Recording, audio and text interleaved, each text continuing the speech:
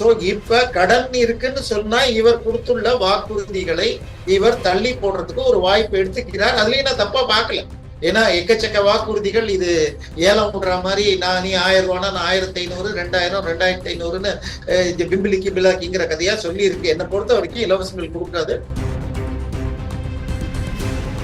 இன்னைக்கு பதவியேற்பின் போது முதலில் வந்தே மாதரம், இரண்டாவது தேசிய கீதமும், மூணாவதாக தமிழ் தாய். இதை வச்சுக்கிட்டு திமுக உடன்பிறப்புகள், இன்னும் சொல்ல போனால் சில்லறைக்காக கூவும் கேவலமான ஜந்துக்கள், இவங்க உடனே அதை எதிர்க்கிறாங்க. ஐயா, நாம் எல்லாம் இந்திய தேசிய இனம், இங்க என்ன மொழி வேணா பேசலாம். சுதந்திரம் வாங்குறதுக்கு போராட்டத்துக்கு எழுச்சி கொடுத்த பாடல் வந்தே மாதரம். வந்தே மாதரம் பாடிட்டு தேசிய கீதம் பாடிட்டு எந்த மாநிலமோ அந்த மாநில தாய் வாழ்த்த பாடுறது சரி.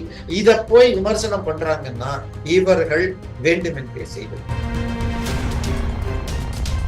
நமக்கு வருகின்ற செய்தி, அவங்களுக்கு சென்னையில மவுண்ட் ரோட்ல அலுவலகத்துக்கு ஒரு பெரிய ப்ராப்பர்ட்டி உட்பட பல்வேறு ஸ்வீட் பாக்ஸ்கள், 100க்கும் மேல ஸ்வீட் பாக்ஸ்கள் அஷ்யூர் பண்ணப்பட்டு தான் விசிக உள்ள வந்திருக்கு. 36 எம்எல்ஏக்கள் இப்பொழுது இவர் ஏத்துக்கிட்டா இபிஎஸ் ஏத்துக்கிட்டா இபிஎஸ் ஓட இது 32 தாண்டிடுச்சுனாலே சட்டம், இது கட்சி தாவல் தடை சட்டம் வராது. 3ல் 2 பங்கு. சோ நாளைக்கு நாளானிக்குள்ள வரலன்னா அவர்கள் மறுமலர்ச்சி அதிமுகன்னு ஆரம்பிச்சு உங்களுக்கு இது விஜய்க்கு ஆதரவு கொடுத்து மந்திரி சபையில சேர்றதுக்கு வாய்ப்பு இருக்கு. உலக தமிழ் சொந்தங்களுக்கு வணக்கம்.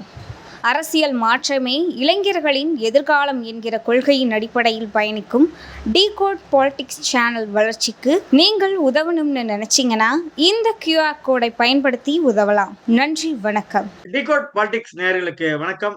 இன்று நம்முடன் இணைகிறார் அரசியல் விமர்சகர் திரு தேவப்பிரியா அவர்கள். வணக்கம் சார். வணக்கம். புதிய அரசு 10வது முதல்வராக தமிழ்நாட்டில் பதவி ஏற்றிருக்கிறார் விஜய் அவர்கள். விஜய் அவர்கள் பதவியேற்ற உடனே பாத்தீங்கன்னா சவால் விடும் தோணியில பேசியிருந்தார். நான் என்ன மன்னர் பரம்பரையா அப்படின்லாம் திமுகவை சீண்டி இருந்தார். அப்புறம் பாத்தீங்கன்னா, நான் எங்க வெளியே போனாலும் அது ஓப்பனாக இருக்கும், கார் மாறி முகத்தை மூடிக்கொண்டு எல்லாம் நான் ஒருபோதும் செல்ல மாட்டேன், அது வெளிப்படையாக இருக்கும் அப்படின்னு சொன்னார். அந்த வெளிப்படைத்தன்மையை உணர்த்தும் வகையிலே வெள்ளை அறிக்கை வெளியிட போகிறேன், இந்த அரசு மீது 10 லட்சம் கோடி கடன் இங்க இருக்குது, மிகப்பெரிய ஒரு சுமை ஏற்றி விட்டு செல்கிறார்கள், கஜானா காலியாக இருக்கு, வெள்ளை அறிக்கை உங்களுக்கு விட போகிறேன் அப்படின்னு சொல்லி முந்தைய அரசுக்கு ஒரு ஷாக் கொடுத்திருக்காரு.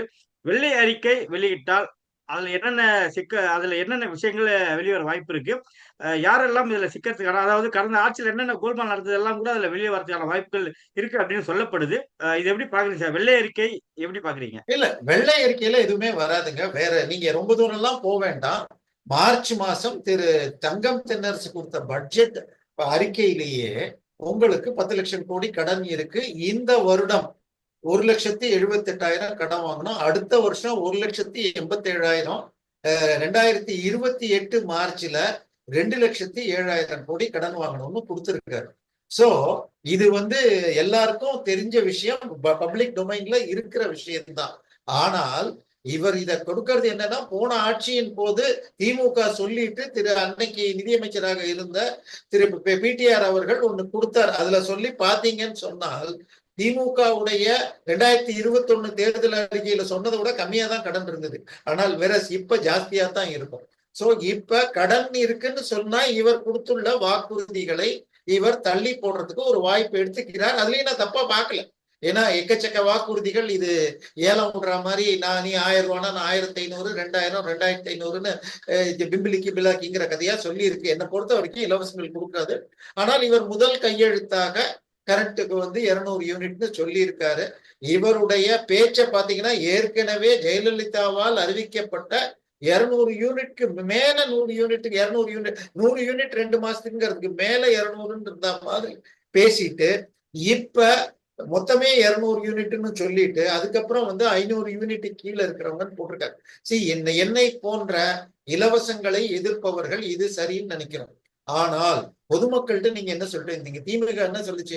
அனைத்து ரேஷன் அட்டை உள்ளவர்களுக்கும் மாதம் 1000 ரூபாய், 28 மாசம் கொடுக்கல. இவரு 2,500 ரூபாய் இருக்காரு, அதை பத்தி இப்ப சொல்லல. சோ இப்ப கரண்ட்டுக்கும் அதேதான். இவர் சொன்னது, நான் சொல்றது இலவசம் கொடுக்கிற நிலைமையில இல்ல, நான் நிதி நிலைமையை இது பண்ணிட்டு கரண்ட் கட்டி இல்லாம பாத்துக்கிறேன் அப்படின்னு சொல்லி இருந்தால் பரவாயில்ல. மோடி அப்படித்தான் 2002ல ஆட்சிக்கு வந்த பிறகு முதல் தேர்தல்ல சொன்னார். இதுக்கு அடுத்தது இன்னைக்கு பதவியேற்பின் போது முதலில் வந்தே மாதரம், இரண்டாவது ஜனகணமன தேசிய கீதமும், மூணாவதாக தமிழ் தாய். இதை வச்சுக்கிட்டு திமுக உடன்பிறப்புகள், இன்னும் சொல்ல போனால் சில்லறைக்காக கூவும் கேவலமான ஜந்துக்கள், இவங்க உடனே அதை எதிர்க்கிறாங்க. ஐயா, நாம் எல்லாம் இந்திய தேசிய இனம், இங்க என்ன மொழி வேணா பேசலாம். சிந்துவெளிய இங்க இருந்து இன்னைக்கு இது மொஹஞ்சதாரா ஹரப்பா எல்லாம் இன்னைக்கு பாகிஸ்தான்ல இருக்கு. ஆனால் அதை நம்ம கொண்டாடுறோம் நம்ம நாகரிகம். அப்படி இருக்கிறப்ப இந்தியாவிற்கு கிறிஸ்தவ ஆங்கிலேயன் சுதந்திரம் வாங்குறதுக்கு போராட்டத்துக்கு எழுச்சி கொடுத்த பாடல் வந்தே மாதரம். வந்தே மாதரம் பாடிட்டு தேசிய கீதம் பாடிட்டு எந்த மாநிலமோ அந்த மாநில தாய் வாழ்த்த பாடுறது சரி. இத போய் விமர்சனம் பண்றாங்கன்னா இவர்கள் வேண்டுமென்றே செய்வது. கண்டனத்துக்கும் உள்ளாகி இருக்கு. சிபிஐ கண்டனம் தெரிவிச்சிருக்காங்க, சிபிஎம்மும் வலியுறுத்தி இருக்காங்க. விசிகா தரப்புல இருந்தும் கண்டனம் பதிவாகி இருக்கு. இதெல்லாம் பாத்தீங்கன்னா இப்ப பெரும்பான்மையை நிரூபிக்கும் போது இவர்கள் வித்ரா பண்ண வாய்ப்பு இருக்குமா சார்? இல்ல அதெல்லாம் எதுவுமே இருக்காது. ஏன்னா இவங்களை பொறுத்த வரைக்கும் இப்ப முதல் நாளே கண்டனம் பதிவாகி இருக்கு இல்லையா? ஆதரவு கொடுத்தவங்க வந்திருக்கு. வெள்ளை அறிக்கையும் அவர் சீண்டி விட்டுருக்காரு. திமுக தரப்புல இருந்து நீங்க வித்ரா பண்ணுங்க அப்படின்னு சொல்றதுக்கான வாய்ப்புகள் ஏதாவது இருக்குமா? இல்ல, அதாவது நான் இன்னும் 3 நாளைக்குள்ள எடுக்கணும். 13ஆம் தேதிக்குள்ள இவர் தன்னுடைய நம்பிக்கையை நிரூபிக்கணும் இருக்காரு. இதுல உங்களுக்கு சொல்ல போனால் திருப்பத்தூர் எம்எல்ஏவான இது சிவகங்கை பக்கத்துல ஜெயிச்சது செல்லாதுன்னு சொல்லி பெரிய கருப்பன் போயிருக்காரு. அதுல ஸ்டே கிடைக்காட்டியும் அந்த ஒரு ஓட்டுல வெற்றி பெற்ற அந்த தாவேகா வேட்பாளர் ஓட்டு போட முடியாதுன்னு வரலாம். அப்ப 116 ஆகிறப்ப இவங்களுடைய மெஜாரிட்டி 2 தான் வரும். ஆனாலும் இவங்க ஓட்டு போடாம வெளியில போயிட்டா கூட இது தப்பிச்சிடும். சரியா? நீங்க ஆதரவா நாங்க ஓட்டு போடல, ஓட்டு போடுறப்ப திமுக அதிமுக இருந்தே ஒரு 4 பேர் வெளியில போயிட்டா கூட இது ஜெயிச்சிடலாம். இப்ப இவர்கள் தோற்றால் இவங்களுக்கு திமுக அப்படி ஒரு பெரும் முயற்சியை செய்தது. எப்படியாவது தமிழ் மக்கள் கொடுத்த திரு ஜோசப் விஜய் அவர்களுக்கு கொடுத்த வாக்கை, தேர்தல் பதவியை தடுக்கிறதுக்கு அப்படி ஒரு முயற்சி நடந்தது. அது அதிமுகவோடு சேர்ந்து கொண்டு அதிமுக ஆட்சிக்கு வெளியில இருந்து ஆதரவுனாங்க. இதை தடுத்தது முழுக்க முழுக்க மார்க்சிஸ்டுகள். ஐயா, இந்த தேர்தல்ல நீங்க தான் 200 வரும்னு போய் நின்னுட்டு 58 சீட்டுக்கு குறைஞ்சு நின்று இருக்கீங்க. அப்படி இருக்கிறப்ப இப்ப நீங்க பாஜகவோடு கூட்டு சேர்ந்து ஜெயிச்ச அதிமுகவுக்கு எப்படி கொடுப்பீங்க? நாங்க மாட்டோம்னு ஒண்ணுதான். அந்த 4 எம்எல்ஏ இல்லைன்னா இவங்களுக்கும் பதவி இல்லை. 2 பேரும் 116 116ன்னு வருது. சோ இதுக்கு கனிமொழியும் எதிர்த்திருக்காங்க, இது நல்லது இல்லைன்னு சொல்லிட்டு. சோ இதனால இப்ப அதுக்கு என்ன சரி, அதிமுக முதலமைச்சர்னா தானே இது. திடீரென்று முந்தானத்துக்கு சாயந்தரம் திருமாவளவன் முதலமைச்சர், அதிமுக அவருக்கு கீழே அமைச்சரவை எஸ்சி முதல் முறையாக ஒரு பட்டியல் ஜாதின்னு ஒரு கிளப்பி விட்டாங்க. ஆனால் அதை அப்படியே கண்டுக்க கூட இல்லை யாருமே. அதன் பிறகு அத இன்டைரக்டா வவுச் பண்றதுன்னா வன்னியரசு அவர்கள் இது திருமா காலம் அப்படின்லாம் ட்வீட் போட்டாரு. ஆனால் அதன் பிறகாக ரவிக்குமார் இந்த மாதிரி நாங்க எந்த கோரிக்கையும் வைக்கலன்னாங்க. நேத்திக்கு நிபந்தனையற்ற இதுதான் கொடுத்திருக்காங்க. ஆனால் நமக்கு வருகின்ற செய்தி, அவங்களுக்கு சென்னையில மவுண்ட் ரோட்ல அலுவலகத்துக்கு ஒரு பெரிய ப்ராப்பர்ட்டி உட்பட பல்வேறு ஸ்வீட் பாக்ஸ்கள், 100க்கும் மேல ஸ்வீட் பாக்ஸ்கள் அஷ்யூர் பண்ணப்பட்டு தான் விசிக உள்ள வந்திருக்கு. சார், இதெல்லாம் எலெக்ஷன்ல சாதாரணம். அமமுக என்ன ஆச்சுன்னு உங்களுக்கு தெரியும். ஒரு கையெழுத்து வாங்கினது, அதுக்கு வீடியோ, இது எல்லாமே பொய்ன்னு சொல்லிட்டு இருக்காங்க. இப்ப இதெல்லாம் சிக்கலே இல்லை சார். நீங்க சொன்னீங்க இல்லையா, அந்த வெள்ளை அறிக்கையை விட நாளான்னைக்கு ஆக்சுவலா இன்னைக்கு டிஜிபியுடைய நியமனத்திற்காக டிஎன்பிஎஸ்சி மீட்டிங் இருந்தது. அதை மீண்டும் தள்ளி வச்சிருக்காங்க. இப்ப மோஸ்ட்லி சந்தீப் ராத்தோர் தான் அடுத்த 2 வருஷத்துக்கு இருப்பார். இது அப்பாயிண்ட் பண்ணிட்டா சீனியாரிட்டியில. சோ அவர் போடப்பட்டு அது அடுத்ததாக KN நேரு பேர்ல எஃப்ஐஆர் போடணும். இவருடைய வழக்க செந்தில் பாலாஜி மின்மாற்றி வழக்கை இதுக்கு அனுப்பணும், சிபிஐக்கு. இப்ப இதையெல்லாம் திமுக வழக்கு போட்டு தடுக்க பார்க்கும். சரியா? இப்போ தடுக்க பார்த்தா தமிழக அரசு என்ன பண்ணும்?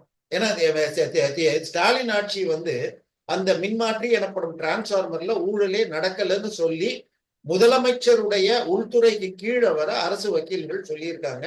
அந்த மொத்த எப்படி டெண்டர் விட்டு எப்படி ஆர்டர் கொடுக்கப்பட்டதுன்னு மொத்த ஃபைலையும் வாங்கிட்டு 2 வருஷம் இதுக்கு போடாம இருந்தீங்களே அப்படின்னு சொல்லிட்டு சிபிஐக்கு கொடுத்திருக்காங்க நீதிமன்றம். இதே மாதிரி இன்னொரு வழக்கு நிலக்கரி விஷயத்திலையும் இருக்கு. சோ பல வழக்குகள் இருக்கு சார். இது எல்லாம் தாண்டி இந்த வெள்ளை அறிக்கைன்னு இந்த வெள்ளை அறிக்கையை போன ஆட்சியில் தயார் செய்த பிடிஆர் அவர்கள் உங்களுக்கு எக்ஸ்பிரஸ் பத்திரிகையில கொடுத்த பேட்டியில் டாஸ்மாக்ல மாத்திரம் ஆண்டிற்கு 60,000 to 90,000 கோடி சில தனியார் பாக்கெட்டுக்கு போகுது. அரசுக்கு வர வேண்டிய பணம் இருக்காரு. இப்போ நமக்கு இது வருகிற எல்லாம் செய்தி, வெள்ளை அறிக்கையில் வெளிப்பட வாய்ப்பு இருக்கா சார்? இல்ல வெள்ளை அறிக்கையில இது வராது. பட்ஜெட் இன்னும் நிதியமைச்சரே போடலங்க. இன்னைக்கு 10 பேர் பதவி ஏற்றாங்க, ஆனால் நிதியமைச்சரே போடவில்லை. சோ அதுக்கு அடுத்தது அவர் சொன்ன இன்னொன்னு, கனிம வளம், மணல், ஜல்லி மற்றும் இது கிரானைட், இதுல சில 10,000 வருஷத்துக்கு 50-60,000 கோடி வரலாம். இப்ப திரு விஜய் அவர்களுக்கு ஆலோசகராக இன்னைக்கு அவர் ஸ்வாரிங் பண்றப்பையும் வந்திருந்தது திரு சகாயம் அவர்கள் 2006-11 காலகட்டத்துல கொடுத்த அறிக்கையில 1,00,000 கோடி அன்னைக்கு ரேட்டு, இன்னைக்கு அப்ப அது கிட்டத்தட்ட 4,00,000 கோடி வரும். அது அங்க மதுரை மாவட்டத்துல மாத்திரம் கிரானைட் 1,00,000 கோடிக்கு சட்டவிரோதமாக தோண்டப்படும். இன்னைக்கு வரைக்கும் அதுக்கு ஆக்ஷன் எடுக்கல. கிட்டத்தட்ட கிருஷ்ணகிரி இது இந்த முறை எம்எல்ஏக்கு போட்டியிட்டு திமுக சார்பாக காங்கிரஸ் கூட்டணியின் திரு செல்லகுமார், அவர் முன்னாள் கிருஷ்ணகிரி எம்பி தான் அவர் ஒரு வருஷத்துக்கு கிருஷ்ணகிரியிலிருந்து ஒசூர் வழியாக 25,000 கோடி ரூபாய்க்கு சட்டவிரோதமாக கிரானைட் போகுதுங்கிறார். சோ இதையெல்லாம் தடுத்தால் விஜய் கொடுத்த ப்ராமிஸ பண்ண முடியும். ஆனால் இவர் கூட்டிட்டு போனார் பாருங்க ஆளுநருக்கு, அந்த விஷ்ணு ரெட்டியுடைய தொழிலே கிரானைட் தான். சரியா? சோ இன்னொரு ரூமர் ஒண்ணு ஓடிட்டு இருக்கு. டாஸ்மாகை இப்ப பிரைவேடைஸ் பண்ணிட்டு, இப்ப அதாவது மொத்தமாக ஏகபோக கொள்முதல் பண்ணி கடைகளுக்கு சப்ளை பண்றது டாஸ்மாக். அதையும் எலைட் பார்னு வித்துட்டாங்க. அது எத்தனை ஏலம் ஒழுங்கா நடந்ததுன்னு தெரியும். இப்ப டாஸ்மாகையே பிரைவேடைஸ் பண்ணிடலாம் அப்படின்னும், அது இந்த 2 குடும்பத்திற்கும் இன்னைக்கு அவரோடு போயிட்டு அப்படின்னு ஒரு ரூமர் ஓடிக்கிட்டு இருக்கு. பட் பண்ணணும். ஆனால் ஏன்னா அரவிந்த் கெஜ்ரிவால் பிரைவேடைஸ் பண்ணி தான் அதுலதான் இன்னும் சிக்கல்ல இருக்கிறார். அதனால இன்னொன்னு, அண்ணாதுரைய இவர் என்ன சொல்லிட்டு இருக்காரு, என்னுடைய இதுல பேரை போட்டுக்கிறாரு. அண்ணாதுரை பண்ண மேஜிக்கு 67ல நான் பண்ணிட்டேன்னு இப்ப சொல்லிக்கிறாரு. அண்ணாதுரை லாட்டரியை கொண்டு வந்தார். அப்பொழுது அப்ப என்ன சொன்னார்னா, விழுந்தால் உங்களுக்கு, இல்ல விழாவிட்டால் நாட்டுக்குன்னு சொல்லி லாட்டரியை அறிமுகப்படுத்தியது அண்ணாதுரை. அப்ப அவர்கிட்ட கேக்குறாங்க, ஐயா கல் விற்பனை அல்ல சாராய விற்பனை பண்ணலாம்னு சொன்னால் குஷ்டரோகியின் கையில் இருக்கும் வெண்ணையை பிடுங்குவது போல அப்படின்னாரு. சோ இன்னைக்கு போதை மருந்து தடுப்புன்னு சொல்லி இருக்காரு. ஐயா இருக்கிற போலீஸ ஏற்கனவே நரகோட்டிக்ஸ் கண்ட்ரோல்னு அதுக்குள்ள வெப்சைட்ல போனா மத்திய அரசு தலைமையில, உள்துறை செயலர் தலைமையில எப்படி இருக்குங்கிறது இருக்கு. எதையுமே புதுசா பண்ண முடியாது. போலீஸ்ல ஏற்கனவே மேன் பவர் ஷார்டேஜ் இருக்கு. 5ஆம் தேதி அன்னைக்கு திரு ஆதவ் அர்ஜுன் ரெட்டி ஒரு வக்கீல் வீட்டுல திரு EPS ஆதரவு கேட்ட பொழுது, அன்அபிஷியலா கேட்ட பொழுது, விஜய்க்கு தெரிஞ்சுதான், பட் பேப்பர்ல சொல்லாம ஒரு மூத்த வழக்கறிஞர் வீட்டுல பண்ணப்ப அவர் பிடி கொடுக்காம, ஐயா என் கையிலேயே இல்ல, கன்னியாகுமரியில ஒருத்தர் ஜெயிச்சிருக்காரு, புதுக்கோட்டையில ஒருத்தர் ஜெயிச்சிருக்காரு, ஒசூர்ல ஒருத்தர் ஜெயிச்சிருக்காரு, மதுராந்தகத்துல ஒருத்தர் ஜெயிச்சிருக்காரு, திருத்தணியில ஒவ்வொருத்தரும் வெவ்வேறு பிரிவினர், என் குழுன்னு சொல்லிக்க கூட முடியாது. சேலத்திலேயே பல சீட்டுகள் தோத்துருக்கோம், கோயம்புத்தூர்ல ஒரு சீட்டு தான் ஜெயிச்சிருக்கோம். அதனால நான் கேட்காம சொல்ல முடியாது, கொஞ்சம் கூட பிடிக்கிறதுக்காக வந்துட்டாங்க. உடனடியாக ஆதவ் அர்ஜுன் ரெட்டி இவர்கிட்ட செங்கோட்டையன்ட்ட பேச, அதே போல தன்னுடைய மாமியார் லீமா ரோஸ்ட பேச, செங்கோட்டையன் வேலுமணியுடைய தொடர்பு உள்ள வேலுமணி சொல்லிட்டாரு, கோயம்புத்தூர்ல நான் ஒரே ஒரு சீட்டு தான் ஜெயிச்சிருக்கேன், தாவேக்கா 6 ஜெயிச்சிருக்கு, செந்தில் பாலாஜி அவர் சீட்டை ஜெயிச்சாரு, அதனால நீங்க CV சண்முகத்தை தொடர்பு கொள்ளுங்க, நானும் பேசுறேன்னு சொல்ல, CV சண்முகம் 47 அதிமுக MLA 15 பேர் வன்னியர்கள், CV சண்முகத்துடைய அதே சமூகத்தை சேர்ந்தவர்கள். இதே இன்னொன்னு சேலம், ஈரோடு, திருப்பூர், நாமக்கல், இதெல்லாமே கிட்டத்தட்ட செங்கோட்டையினுடைய பகுதிக்கு அண்மையில் இருக்கவை. அவர்கள் அவருடைய சமூகத்தை சேர்ந்தவர்கள். சோ எல்லாருமே அண்ணே மாமே பெரியப்பான்னு கூப்பிடுற அளவுக்கு ஃப்ரெண்ட்ஸ் 50 வருஷமா இருந்தாங்க. சோ அவர் பேசி திரு வேலுமணியும் பேச, அங்கிருந்தும் ஒரு 10 பேர் வந்திருக்காங்க. முன்னாள் அமைச்சர்களாக இசக்கி சுப்பையா, கன்னியாகுமரியில இருந்து இவர் தளவாய் சுந்தரம், விராலிமலை விஜயபாஸ்கர், இப்படி லீமா ரோஸ், இவங்க எல்லாமும் ஆதரவு கொடுக்க கிட்டத்தட்ட 36 MLAக்கள். இப்பொழுது இவர் ஏத்துக்கிட்டா, EPS ஏத்துக்கிட்டா, EPS ஓட இது 32 தாண்டிடுச்சுனாலே கட்சி தாவல் தடை சட்டம் வராது, 3ல் 2 பங்கு. சோ நாளைக்கு நாளானிக்குள்ள வரலன்னா அவர்கள் அதிமுக மறுமலர்ச்சி அதிமுகன்னு ஆரம்பிச்சு உங்களுக்கு இது விஜய்க்கு ஆதரவு கொடுத்து மந்திரி சபையில சேர்றதுக்கு வாய்ப்பு இருக்கு. அது நடந்து விட்டால் இது இந்த ஆட்சியா போயிடும். இல்ல என்ன நீங்க பொறுத்த சொன்னது வரைக்கும் போல் அதிமுகல இருக்க 35 எம்எல்ஏக்கள் எல்லாம் ஒன்று சேர்ந்து தாவேக்காவுக்கு ஆதரவு கொடுத்துதான் பேசி வராங்க. கொடுத்து விட்டால் அதிமுகல எடப்பாடியோட சாம்ராஜ்யத்துக்கு முடிவு கட்டப்பட்டு விட்டதா அப்படின்னு நம்ம எடுத்துக்கலாமா? இல்ல அவர் வந்து பார்த்துட்டு இப்ப என்ன பண்ணணும்னு யோசிச்சுட்டு இருக்காரு. அவர் ஏதாவது நாட்டு வச்சிருப்பாரு. ஏன்னா அவர்கிட்ட எல்லார பத்தியும் சில பல ஃபைல்கள் இருக்கலாம். அதை வச்சு ஏதாவது மிரட்ட பார்க்கலாம். But CV. சண்முகமும் சட்ட அமைச்சராக இருந்தவர், அவர்கிட்டயும் எல்லாமே இருக்கும். சோ எனவே கிட்டத்தட்ட ஒன்னே இபிஎஸ் ஒத்து வரணும், இல்லைன்னா விலகணும். இதுல ஒன்னே ஒண்ணு இது இந்த வந்து சூழலை இதை தாண்டி பார்க்கும்போது சார், போகக்கூடாது. 2 பெரிய திராவிட கட்சிகள்ல ஒரு திராவிட கட்சி முற்றிலும் தேய்ந்து போய்விட்டது அப்படின்னு நம்ம எடுத்துக்கலாமா சார்? இரண்டுமே தேஞ்சு போயிடுச்சுன்னு எடுத்துக்கலாம். அதாவது சென்னை தான் திமுகவோட கோட்டை. போன முறை 38, அதாவது காஞ்சிபுரம், தாம்பரம், சாரி இது திருவள்ளூர், செங்கல்பட்டு, சென்னை, இந்த 38 சீட்ல 2 சீட்டு ஜெயிச்ச திமுக, ஐ மீன் 2 சீட், ஒரே ஒரு சீட்டு மதுராந்தகம் ஒன்னே ஒண்ணு மாத்திரம் தான் அதிமுக ஜெயிச்சு. 38ல 37 திமுக. இந்த முறை 2 சீட்டு தான் திமுக, அதிமுக 2 ஜெயிச்சிருக்கு. மதுராந்தகம் தாண்டி திருத்தணி 1. சோ இதுக்கப்புறம் 1 இயர் பெல்ட்லயும் இதே மாதிரி நிறைய அதிமுகவும் எடுத்திருக்கு, தாவேக்காவும் எடுத்திருக்கு. தெற்குல குறைஞ்சிருக்கு. டெல்டால திருச்சி எடுத்துக்கிட்டாலே மணப்பாறை தோத்திருக்காங்க, திருச்சி கிழக்குல விஜய் ஜெயிச்சிருக்காரு, லால்குடியில இவன் லீமா ரோஸ் ஜெயிச்சிருக்காங்க, ஸ்ரீரங்கத்துல தாவேக்கா ஜெயிச்சிருக்கு, சோ துறையூர்ல காங்கிரஸ் தோத்திருக்கு. சோ இப்படி பாக்குறப்ப 9க்கு 5க்கு மேல தோத்திருக்கு. சோ போன முறை 9க்கு 9 எடுத்ததுல. சோ இதெல்லாம் பாக்குறப்ப திமுக கிட்டத்தட்ட 15,000 கோடி ரூபாய் கொடுத்துதான் எலெக்ஷனை சந்திச்சாங்க. அதிமுக அதுல 3ல 1 பங்கு கொடுத்தாங்க. சோ இன்னொரு முறை அவ்வளவு கொடுக்க முடியாது. 2 கட்சிகளுமே போயிடும். பிஜேபி சரியாக கார்டு பிளே பண்ணினால் தாவேகா வெர்சஸ் பிஜேபி, அல்லது அண்ணாமலை வெர்சஸ் விஜய்னு கொண்டு போகலாம். அதற்கு அண்ணாமலை முன்னாடி வெளியிட்ட பிஜேபி ஃபைல்ஸ், டிஎம்கே ஃபைல்ஸ் அத்தனையும் திருப்பி இன்னும் கரெக்ட் பண்ணி வெளியிட்டுட்டு, தேவை என்றால் ஏடிஎம்கே ஃபைல்ஸையும் வெளியிட்டுட்டு, அவங்க எல்லார் பேர்லயும் எஃப்ஐஆர் போட்டு இடி ரைடு பண்ணா. ஏன்னா விஜய்க்கும் அதான் வழி. ஏன்னா அவர் கொடுத்துள்ள பெரும்பாலான ப்ராமிஸ செய்ய முடியாது. சோ அப்படி இருக்கிறப்ப, ஏன்னா ஸ்டாலினே சொல்லிட்டாரு, நீங்க 2,500 ரூபாய் கொடுக்குறீன்னு சொன்னீங்க, ஆனா அட்லீஸ்ட் நான் கொடுத்தா 1000 ரூபாயை விடாம கொடுங்க அப்படின்ட்டாரு. ஏன்னா நிதி நிலைமை என்ன இருக்குன்னு அவருக்கு தெரியும். சோ இதுக்கே அவர் சண்டை போட்டுதான் இவரு நம்ம பிடிஆர் வெளியில போய் அதன் பிறகாக தங்கம் தென்னரசு வந்த பிறகு இவர்கிட்ட சண்டை போட்டு உதயச்சந்திரன் இந்த ஸ்கீமை பண்ணிட்டு இருக்காரு. சார், உதயச்சந்திரன் வந்து சென்னை பல்கலைக்கழகத்துல 15 வருஷமாக ரிட்டையர் ஆன பலருக்கு ஓய்வூதியம் இதெல்லாம் கொடுக்கலன்னு வந்தப்ப 1985ல இருந்து சேர்த்து வைத்துள்ள ஃபண்ட்ல இருந்து 80 கோடி எடுத்திருக்காரு, கார்பஸ் ஃபண்ட்ல இருந்து. சோ எந்த டிபார்ட்மெண்ட்லயும் ஃபண்டு கிடையாது. இந்த டாஸ்மாக்ல இருந்து ஒரு 30-40 கோடி வருஷத்துக்கு ஆட் பண்ணலாம். அவர் 90,000 பிடிஆர் சொன்னா கூட அது 2-3 வருஷம் ஆகும். அத்தனையும், அதாவது சார் பாட்டில்ல QR கோடு இருக்கு, அதை ஒழுங்கா end to end tracking software போட்டீங்கன்னா எந்த ஃபேக்டரியில வந்துச்சு, எந்த லாரியில வந்துச்சு, எங்க விற்கிறாங்கன்னு பார்க்கலாம். ஆனால் இதெல்லாம் வந்து 2017-18ல பஞ்சாப், கேரளா எல்லாம் பண்ணியாச்சு. தமிழ்நாட்டுல போன ஆட்சியிலையும் பண்ணல, இந்த ஆட்சியிலையும் பண்ணல. இவங்க பண்ணுவாங்கன்னு தெரியாது. சோ விஜய் அவர்கள் நிச்சயமாக நல்ல நம்பிக்கையை இன்னைக்கு கொடுத்திருக்கார். ஆனா அவர் பதவி ஏற்றப்ப முதல்ல பதவி பிரமாணம் எடுத்தப்பயே ஒரு நாடகமாக அவர் ஒரு ரிகர்சல் பண்ணிட்டு பேசினார். ஆனால் இவர் ஆளுநர் சொல்லி கொஞ்சம் மாத்திக்கிட்டார். அப்பயும் அதே ஸ்டைல் தான் பண்ணாரு. நல்ல தொடக்கம் தான்.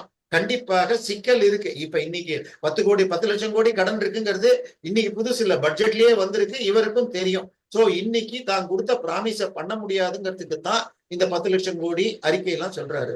நிச்சயமாக மக்கள் இன்னும் கொஞ்சம் வெயிட் பண்ணுவாங்க, பட் அதிக நாள் இல்ல. நடப்பு அரசியல் குறித்து பல்வேறு கட்சிகளை மிக்க நன்றி சார். நன்றி.